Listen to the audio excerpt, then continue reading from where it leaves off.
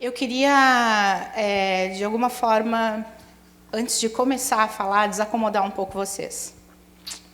A gente trouxe uma fala cujo objetivo é tentar disparar ou despertar algumas questões para a comunicação científica para leigos. Deu certo aí, Jonas? Tá, vamos torcer para que o...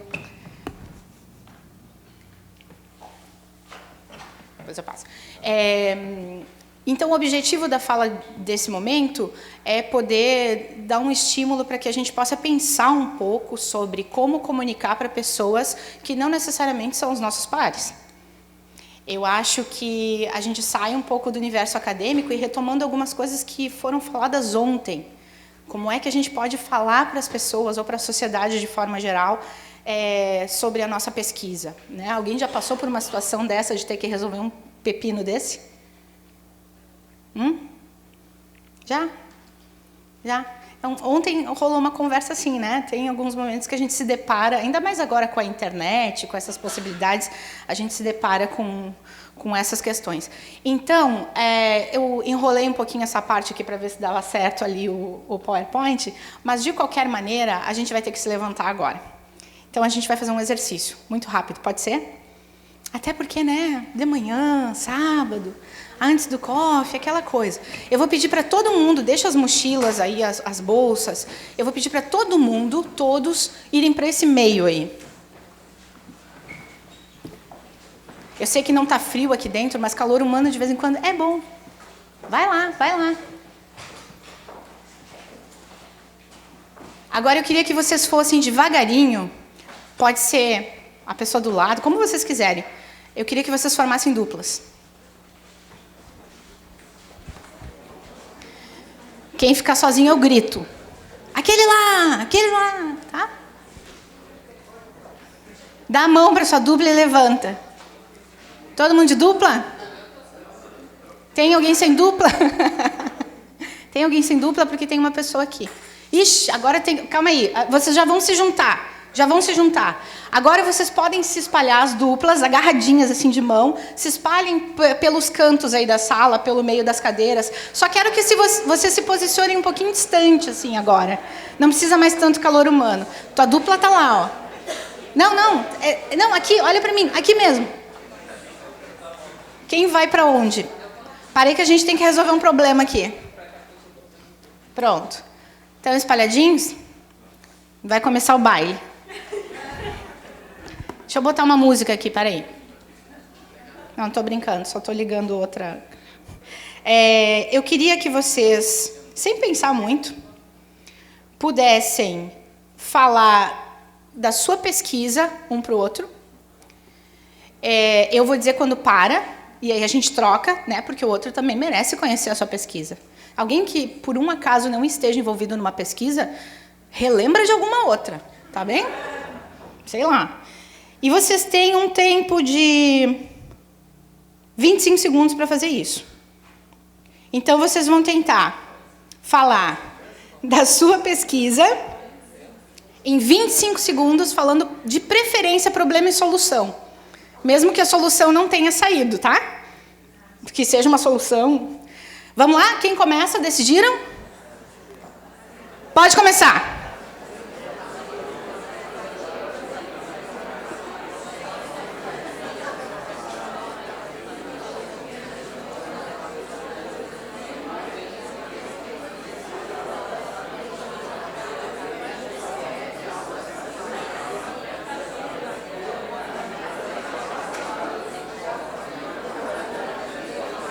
Tempo.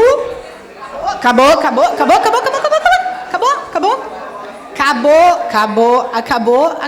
Faz tempo que acabou.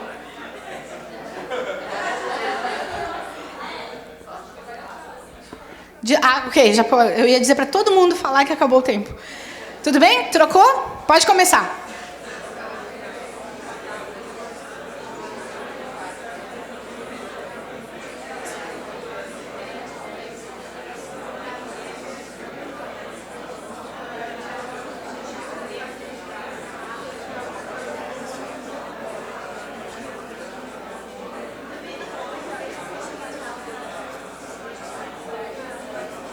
acabou o tempo. Acabou. Acabou o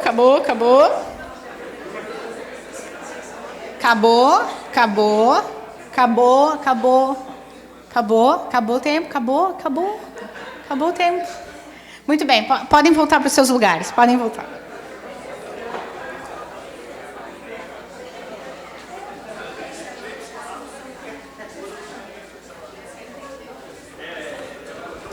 Agora, me digam, como foi a experiência de falar da sua pesquisa em 25 segundos?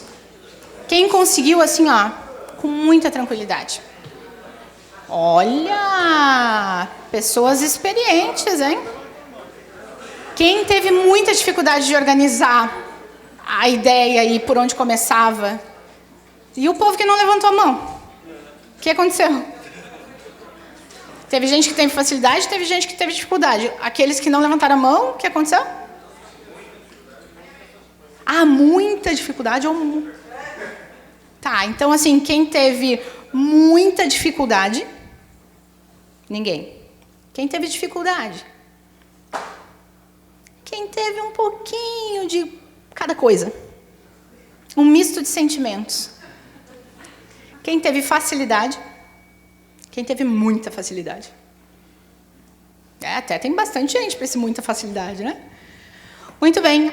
O objetivo desse exercício era simplesmente colocar vocês em uma experiência de ter que pensar rapidamente o que deve vir numa fala rápida, curta.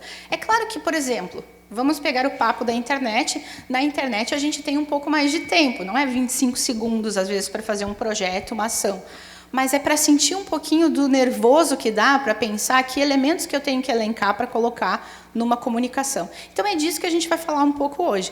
Tentando, na medida do possível, para quem tem menos experiência, porque aqueles que tiveram muita facilidade, está tudo muito tranquilo, né? Mas para quem tem menos experiência, que possa, de alguma maneira, despertar umas ideias para trabalhar com esses projetos de comunicação científica, seja eles na internet ou ao vivo e a cores, assim, fazendo uma fala, enfim.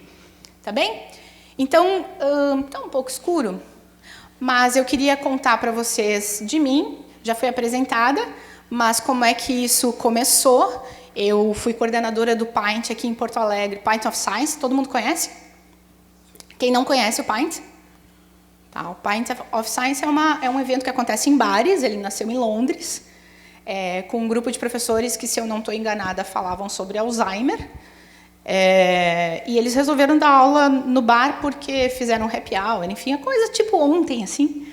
E aí começou a juntar gente, e daqui a pouco todo mundo queria ouvir aquelas palestras, e eles formataram o evento, e o evento hoje tem em muitos países. Aqui no Brasil, como eu falei, já são mais de 100 cidades. E aqui em Porto Alegre a gente começou em 2017, essa foto é de lá, eu e o professor Jefferson Arezon, do Instituto de Física. E o Pint está na sua... 2019 foi a 3ª edição, e está cada vez mais bombado esse ano, teve 3 bares, então. Só que a minha experiência, que é o que eu vim compartilhar aqui com vocês, porque eu não sou uma profissional da comunicação, ela começou um pouco antes disso. Ela começou, tipo, num momento meio esquisito, onde eu usava bigode. E depois de ler Donna Haraway, ela me ensinou que isso não é uma coisa muito legal de fazer quando eu estiver falando sobre pesquisa científica. Mas aí vocês dão uma bisbilhotada lá para quem não conhece a Donna Haraway para entender do que eu estou falando. O fato é que, em 2016, eu fui uma das finalistas do Euraxis Science Slam. Eu vou dar um spoiler para vocês que o campeão está aqui nessa sala. E naquele momento que eu estava procurando edital de pesquisa para participar, eu encontrei esse concurso, eu olhei e disse, esse negócio aqui tem a minha cara, tem umas pessoas meio malucas lá vestidas de... Eu vou fazer isso. Me inscrevi e fui uma das 5 finalistas de 2016.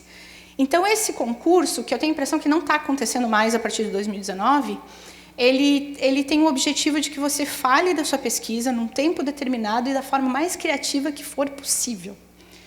Naquela época, tinha uma brincadeira que eu quis fazer com o Monopoly, sabe aquele joguinho que acho que aqui chama Banco Imobiliário? Não tenho muita certeza, mas eu fiz um tabuleiro para apresentar minha pesquisa de mestrado, que era com política pública. Era uma coisa bem... Eu achava complexo de apresentar nesse sentido, mas foi a melhor ideia que eu tive naquele momento. E foi uma experiência muito, muito, muito bacana. Mas quando a gente fala comunicação científica para leigos, a gente está falando exatamente do quê? Quem são esses leigos? A gente quer comunicar a nossa pesquisa, o nosso trabalho, com que intuito? Para quem? Será que é uma coisa meio assim? Pelo amor de Deus, escuta o que eu tenho para dizer, porque é importante, pelo menos eu acho. É hoje que eu destruo o cenário.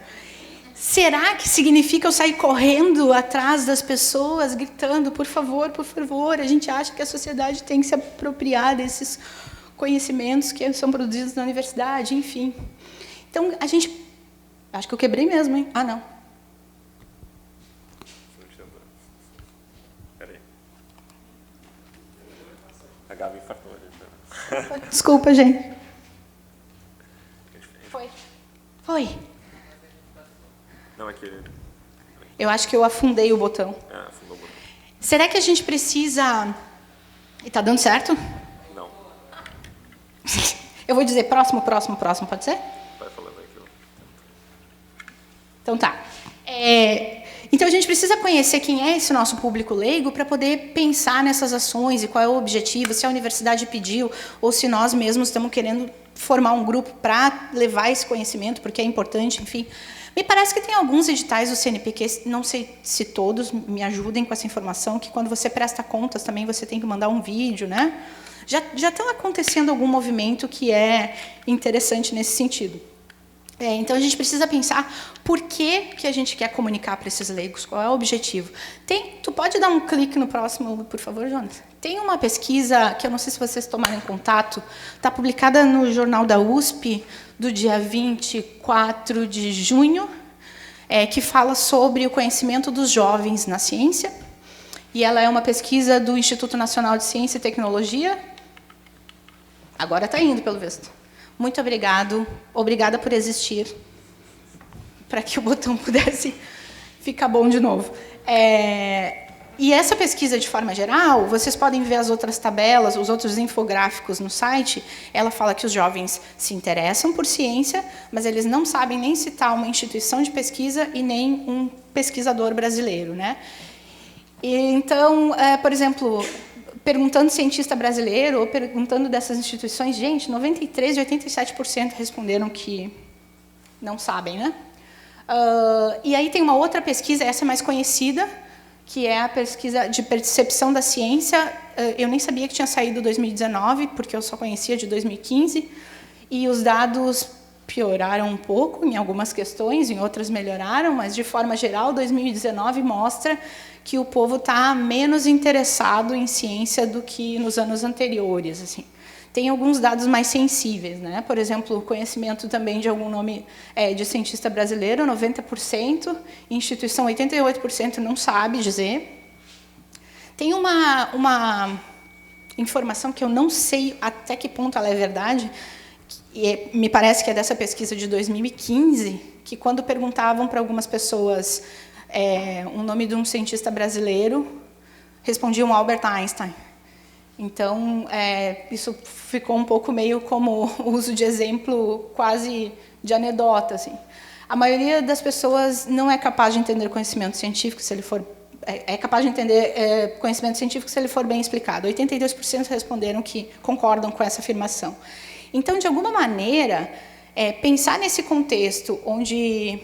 Não preciso citar o contexto nacional atual da ciência e também dessa percepção de ciência e das políticas de governo que estão sendo implementadas, talvez seja alguns argumentos para a gente usar, dizendo, bom, então, talvez nós pudéssemos nos treinar para aprender outras habilidades e desenvolver outras habilidades de comunicação.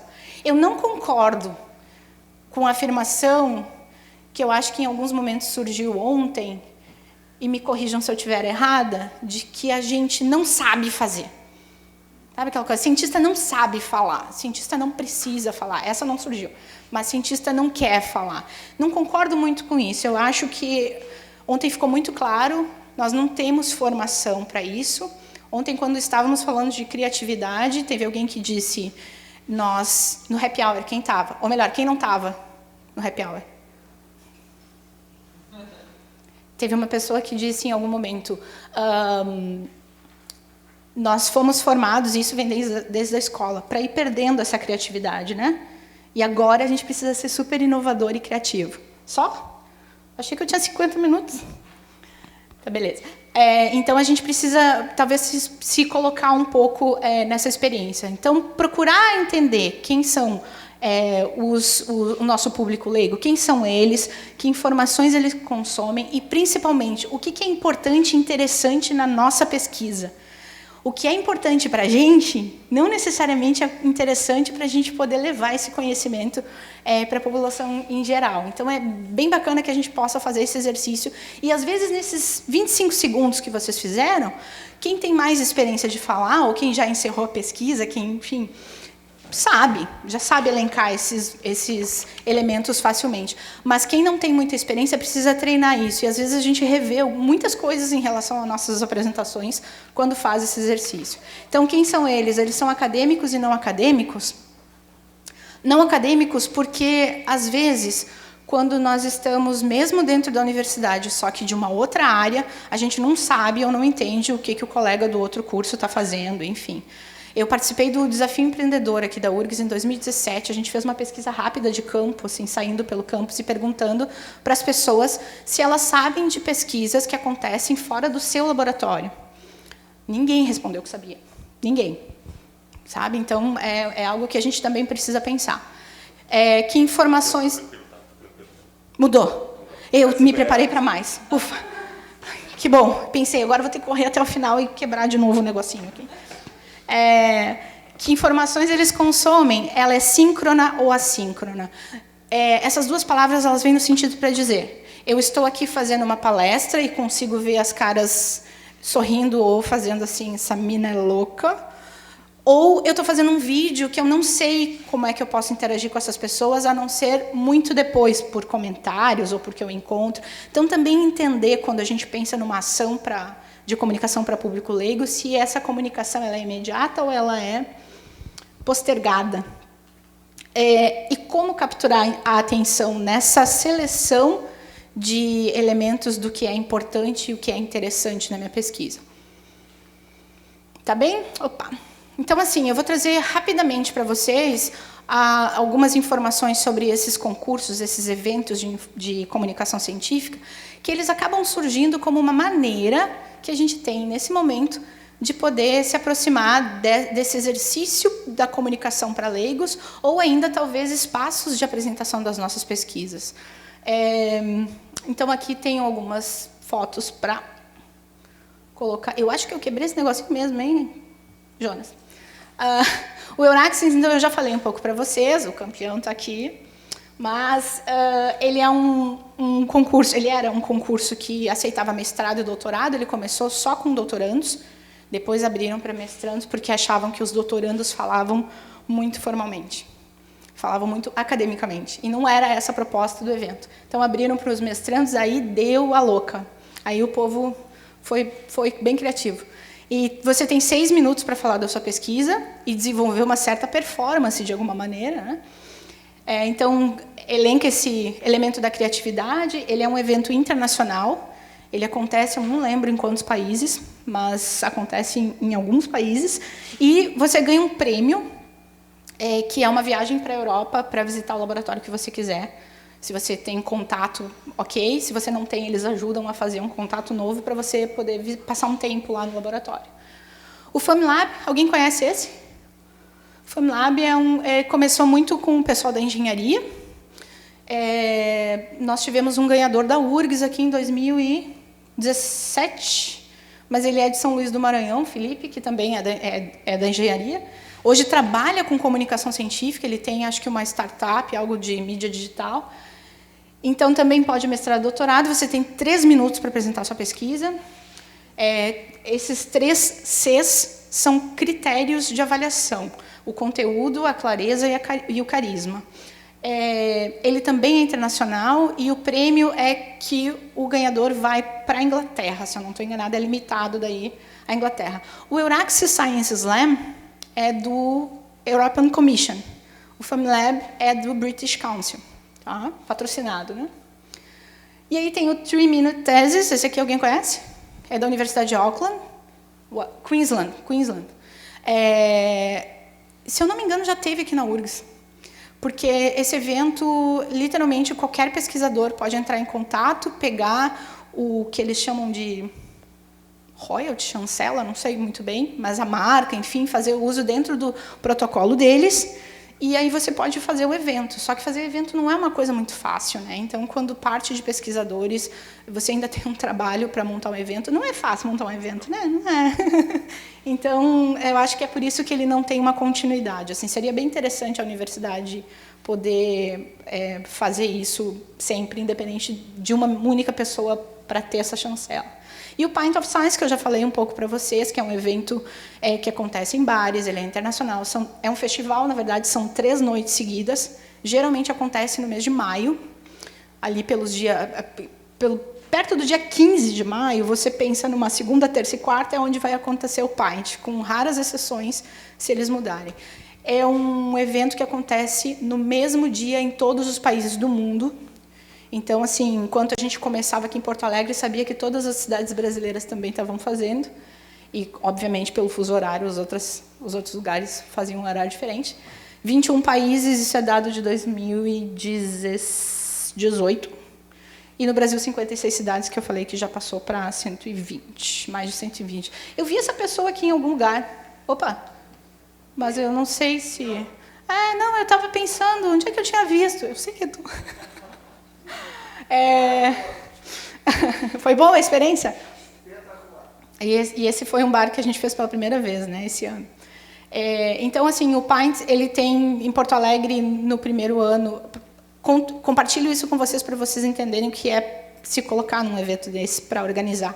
Primeiro ano, os bares simplesmente achavam que a gente era tudo biruta e que isso não ia dar certo, que não ia ter público. Um monte de cientista aqui falando, ninguém vai querer ouvir. 2 bares abriram para a gente no primeiro ano, que é um dos bares, a gente continua até hoje, que é muito bom, que é o Divina Comédia. E vocês conhecem o Bar do Marinho? O Bar do Marinho aceitou a gente, e a gente foi para o Bar do Marinho. O Bar do Marinho é desse tamanico. E aí tinha gente na porta, porque iam para o Divina Comédia, não conseguiam entrar, caminhavam até o Marinho e não conseguiam entrar. Então, foi estupendo. Mas, assim, teve alguns problemas que a gente precisa de um espaço maior, daí no outro ano a gente conseguiu. Mas isso que acontece, quando um evento desse tipo, as pessoas começam a perceber o sentido dele, a gente não procurava mais bar. Os bares procuravam a gente para tentar fazer. Então, assim, as cidades do interior que estão a fim de fazer o Pint, é possível. Tem várias agora no Rio Grande do Sul, na época só tinha Porto Alegre, e olhe lá. Todo mundo me contatava achando que era eu que liberava as cidades do interior para fazer, mas não era. Tem que entrar em contato com a coordenação nacional, se alguém quiser, tá bem? Então, assim, de uma ordem prática, quanto tempo eu tenho? Tem que recalcular. Uns 25. Tá. Não, é só porque de uma ordem prática, para a gente poder conversar, quais são as coisas, habilidades, enfim, como é que eu penso, o que eu preciso desenvolver para poder fazer uma comunicação para leigos que seja um pouco mais efetiva, de alguma forma, né? Como é que eu posso exercitar isso? Então, tem alguns elementos que a gente precisa pensar. Por exemplo, conhecer o público, conhecer o espaço. É muito importante que, se você está trabalhando, quer fazer uma palestra, ou mesmo uma aula, de forma mais criativa, de forma mais que envolva esse público, você precisa conhecer quem está lá e qual é o espaço. Por exemplo, eu tive que pensar como é que eu ia fazer esse exercício, essa brincadeira inicial, porque eu estou numa sala que as cadeiras não se mexem. Né? Muito fácil quando eu peço para todo mundo, arrasta as cadeiras, a gente tem o centro. Você precisa pensar nessas coisas. Será que eu vou ter áudio? Será que eu vou ter uma luz? Será que eu vou ter um piso que eu não vou botar as pessoas para caírem, escorregarem numa atividade, sei lá. Tudo isso é válido. Ou, às vezes, eu não necessariamente vou fazer algo com a plateia, mas eu preciso saber o que eu vou fazer no palco para não cair. Isso aconteceu no Café da Lapa, lá no Euraxis, porque tinha um palco meio bizarro, não sei quem conhece o Café da Lapa lá, e a gente tinha que pensar como é que ia subir lá e fazer performance sem cair naquele palco. Ter domínio do assunto e conteúdo. É claro que, principalmente em pesquisas de mestrado, doutorado, e mesmo com liderança de pesquisa, você sabe muito bem o que está acontecendo ali, né? Ou, no mínimo, é para saber. Então, a questão do domínio do conteúdo é uma coisa bem importante para que você possa fazer uma apresentação que é efetiva. Senão, eu nem sei como é que acontece. Comunicar com simplicidade. Esse, eu acho que é o maior nó que a gente tem, porque teve um evento chamado Happy Science Hour, que aconteceu também no Divina Comédia, em 2017, foi ligado ao desafio empreendedor aqui da URGS. Tinha um professor que eu achava que ele falava muito bem, muito facilmente, muito claramente. Eu disse, eu vou convidar esse cara para falar no evento. E aí ele começou a me explicar sobre a pesquisa dele, e eu ficava cutucando. Tá, mas e aí? Como é que tu vai explicar essa palavra numa linguagem para público leigo? Tem até aquele exercício que é conhecido por muita gente, como é que você explica a sua pesquisa para sua avó? Né? Então, e ele não conseguia fazer a tradução nem do que era movimento social. Porque eu lembro que ele tinha uma linguagem tão técnica dentro da pesquisa dele, que quando eu dizia, tá, mas aí você vai ter que explicar movimento social para sua avó. A minha avó não vai entender o que é movimento social. Eu digo, mas tenta. Então, assim, não é por uma vontade, ele era um bom comunicador, ele fez uma fala muito boa. Mas o problema é que, às vezes, as pessoas estão tão acostumadas a falar uma certa linguagem que elas não conseguem sair daquele lugar. Então, é importante que a gente ache uns exercícios, quando quer se jogar nesse tipo de experiência, que a gente ache alguns exercícios que nos façam falar numa outra linguagem. Tá bem? Porque é claro que a gente não vai perder o fato de ter que falar para os pares, mas como é que a gente se comunica com a avó ou com uma criança de 6 anos, talvez explicando a pesquisa. E eu acho que a gente precisa sempre partir do ponto de que sim, é possível. Como? A gente vai tentar descobrir como faz. Não preparar de última hora, isso é bem importante. Você pode ter o domínio do conteúdo, mas tudo que você precisa de uma certa performance ou de uma certa maneira de comunicar, se você preparar de última hora, talvez ela escape alguns detalhes que são importantes naquela comunicação. Então, você precisa pensar nesse ponto também. O roteiro, que é como eu vou fazer, o que eu vou falar, que palavras eu vou usar, como é que eu vou fazer a sequência lógica de começo, meio e fim da minha fala, se a minha fala vai ser ao vivo, com interação, se ela vai ser por vídeo, que cara que eu vou dar para esse vídeo, ele vai ser um vídeo que vai ser sério e muito acadêmico, formal, ou ele vai ter um tom de graça, ou ele vai ser um fundo romântico, porque talvez a minha pesquisa tenha alguma relação e eu criei um cenário. Enfim, pensar como vai ser a cara desse vídeo também faz parte de um roteiro. O treino. O treino é absolutamente importante. Se você tem, por exemplo, como concurso de comunicação científica, que você tem 6 minutos, 3 minutos para falar, e você tem que mostrar esse problema, solução, com clareza e etc., você precisa treinar. A gente brinca com essa coisa do parabéns a você, que foi algo que eu aprendi também no Euraxis, que para uma apresentação dessa, com tempo controlado, que você quer ser muito efetivo, que quer ser pontual nas coisas que você preparou, você precisa treinar essa apresentação no nível do parabéns a você. Vocês fazem ideia do que é isso? Alguém de aniversário? Não? Mas nós vamos cantar parabéns. Tá? Vamos começar? Parabéns. Para. Continua.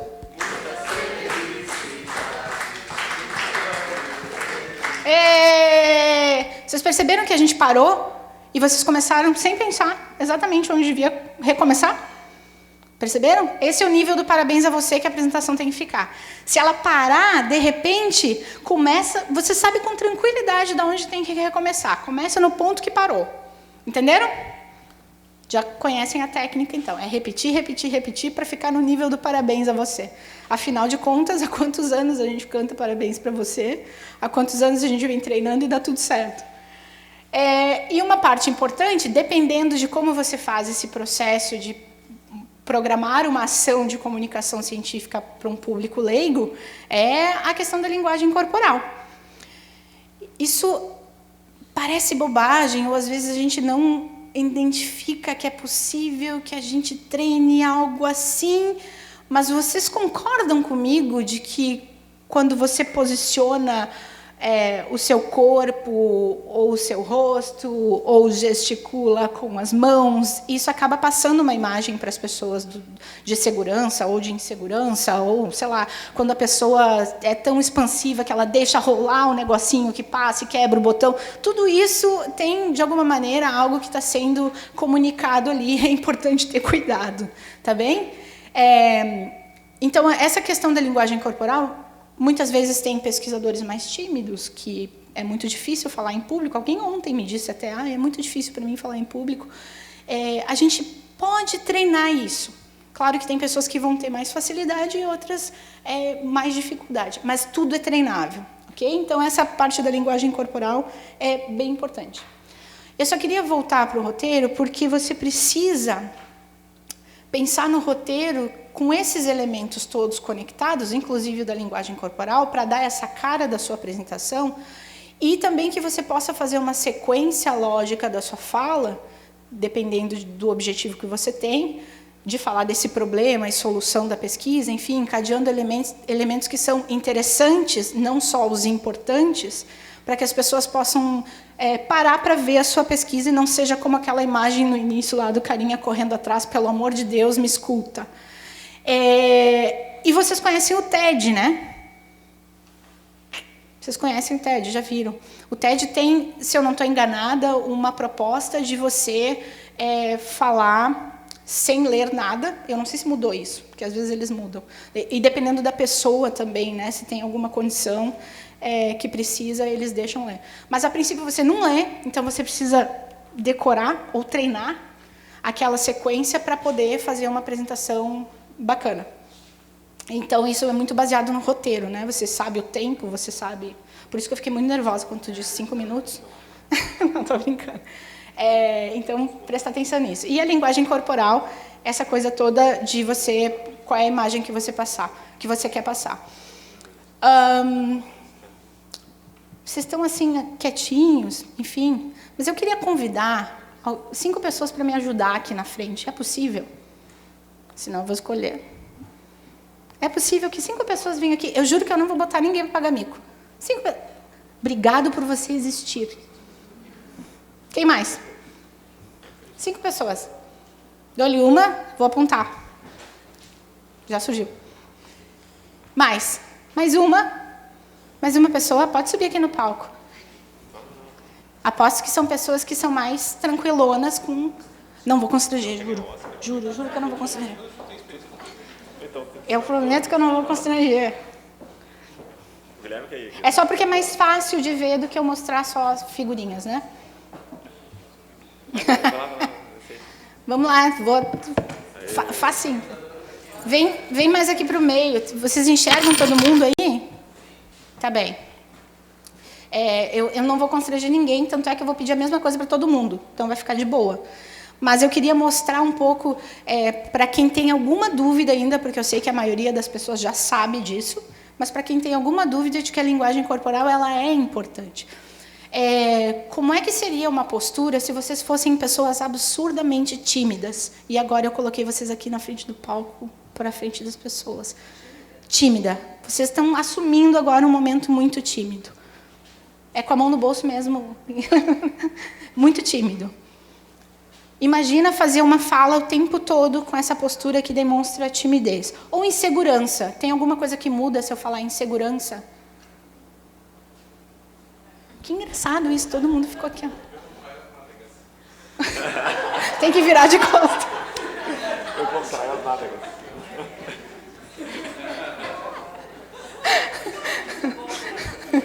Muito bem.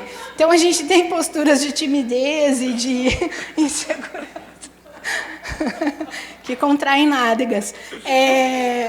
E agora, se a gente tem uma postura de super segurança? Vocês são as pessoas mais seguras deste universo nesse momento. Preciso de um microfone. Estou super tranquila agora. Tá ótimo. Ui, gente, o que está acontecendo? Essa é muito perigosa. Não, eu estabanada do jeito que sou, até o final da fala eu quebro tudo aqui. E se a gente fosse pensar numa postura que, de alguma maneira, ela é de potência de poder. Alguém é Foucaultiano aqui? Uma postura que me deixa, não necessariamente para fazer uma fala, uma palestra, mas algo que eu podia treinar escondido, assim, e que me traz uma certa sensação de segurança e de poder. Pensa em alguma coisa. Não preciso falar mais nada. Eu acho que aquela pesquisa é verdade, hein, Jonas? Eu acho que aquela pesquisa é verdade. E aí vocês, ela já me convenceu. Vocês. Sabe aquela coisa que a gente vai para o banheiro, antes de fazer a palestra, a gente vai para o banheiro e fica lá fazendo... Ninguém faz isso? Gente, admitir que eu faço isso sempre. Vocês não viram eu saindo 2 vezes para o banheiro? E se a gente pensasse em uma postura de... Aí baixa, algo que tira nosso poder, que baixa nosso poder, que talvez não fosse bom a gente fazer antes de uma palestra, mas se a gente tivesse que exercitar, o que vocês acham? É a mesma? Que mostra insegurança, que mostra fragilidade. Uma salva de palmas para os nossos performers. Muito obrigada, gente, pela ajuda. Ficou divertido, Guilherme. Ficou muito divertido. Foi ele que falou, não fui eu. Então, essa questão da linguagem corporal é algo que a gente precisa pensar e ela é treinável, sim. Né? A gente acha que não, mas é treinável. Então, assim, nós temos um exemplo de postura, né, de constrangimento, talvez? O que vocês acham? Desconforto? Essa está parecida com o que o povo fez, né, na insegurança. O que vocês acham dessa? Isolado, cansado. Sabe que essa eu fiquei com dúvida? Porque para mim não parecia uma postura tão... Teve o artigo rejeitado. Opa. E essa, o que vocês acham? Mandando... Encontrou o quê? Não entendi.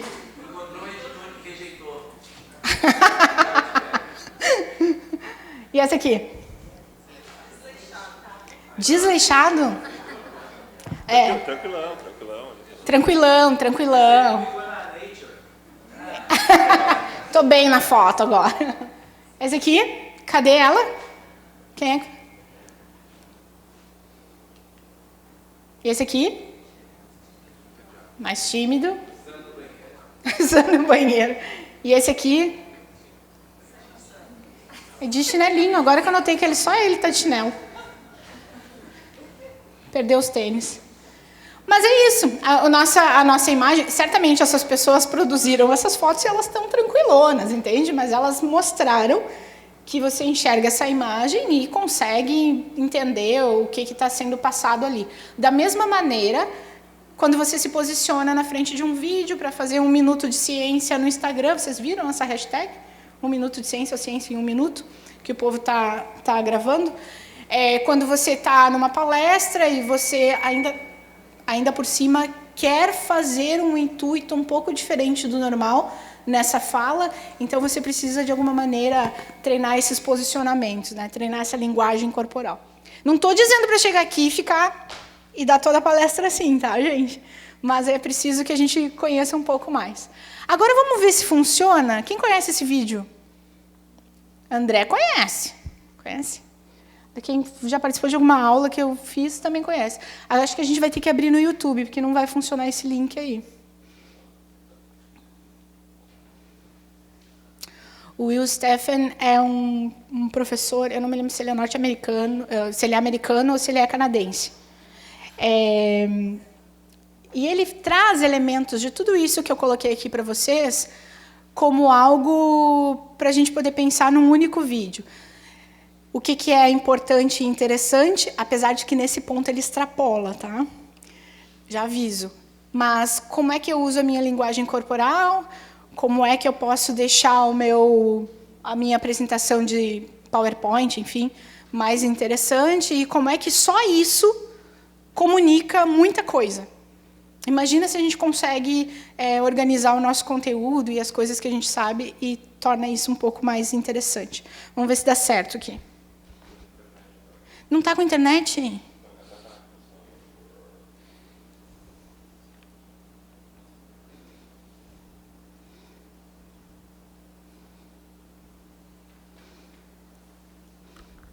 Vixe. Vai? Tu não tá mostrando a tua senha, teus... Tá. Eu acho... vou fazendo uma performance aqui. Agora faltam 10. O vídeo do Stephen tem 5. A gente ainda tem uns 5 minutos aqui para... Mas eu acho que também, se alguém... Eu não me importo se alguém quiser fazer alguma colocação ou fazer alguma pergunta agora. O máximo que vai acontecer é a gente cortar só para o vídeo e depois voltar para essa conversa. Alguém quer falar alguma coisa? Fala aí. Tu acha qual é que é o papel assim, de ser engraçado? É fundamentalmente necessário ser engraçado para transmitir uma ideia de forma efetiva no público leigo? De forma alguma. Não, eu acho... Isso é uma opinião pessoal. De ter visto muita gente fazer esse tipo de trabalho, de conhecer algumas pessoas que estão fazendo formação, estão ministrando formação nisso. Não acho, eu acho que isso é uma coisa da personalidade da pessoa, né? Eu acho que tudo pode ser desenvolvido. Se você, por exemplo, nunca fez performance com humor, mas acha que é interessante e quer desenvolver, eu acho que isso é treinável. Você consegue desenvolver. Mas eu não acho que ela tem que ser com humor sempre para ela ser efetiva.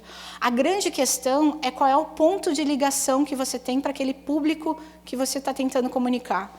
Porque imagina se você faz uma fala, programa uma ação, seja vídeo ou fala ao vivo, né?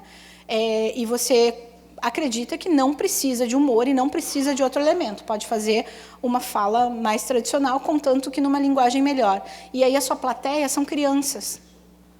Entende? Ela não vai se conectar com você. Se eu vou para uma comunidade...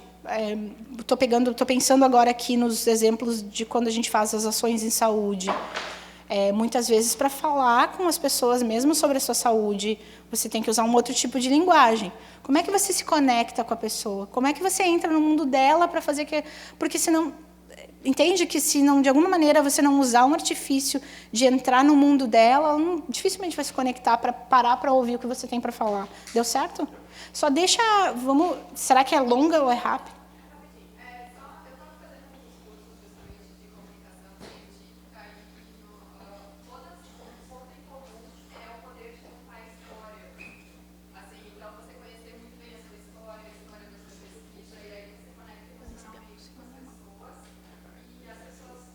Tem, só que tá.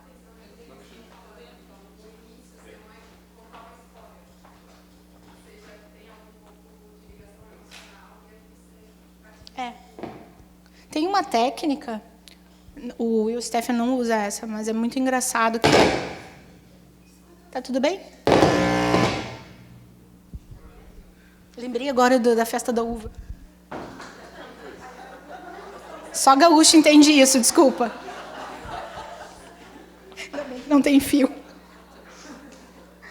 André procura a festa da uva e o... Como é que é o nome dele? Lazier Martins no YouTube. Parei com a bebê. Valeu, obrigada. Tem uma técnica que geralmente o pessoal começa as apresentações tentando falar do pesquisador, e aí dependendo se você conhece o seu público, você coloca uma imagem ou fala alguma coisa que faça essa conexão com o mundo, assim. Mas é isso, a conexão emocional, ela é... Porque quando... Eu acho que a plateia, quando se conecta emocionalmente, seja pelo humor ou por outra ferramenta que você está tentando fazer, ela se conecta, ela até presta atenção, sabe? Então, se isso não acontece, dificilmente as pessoas vão prestar atenção. Ainda mais quem... A gente está tentando tocar um interesse, sem discutir a causa disso, mas tocando agora essa coisa de a gente precisa sair da universidade e falar com as pessoas. O que vai chamar a atenção delas, né? Como é que a gente vai pensar sobre o que é importante? Porque para a gente é super importante. E é mesmo. Mas e para as pessoas que não são ligadas ao mundo acadêmico? Como é que a gente faz? Agora sim. Então vamos passar o vídeo. Depois a gente volta para as perguntas. Põe aí, Jonas. Espero que não entre aquelas propagandinhas.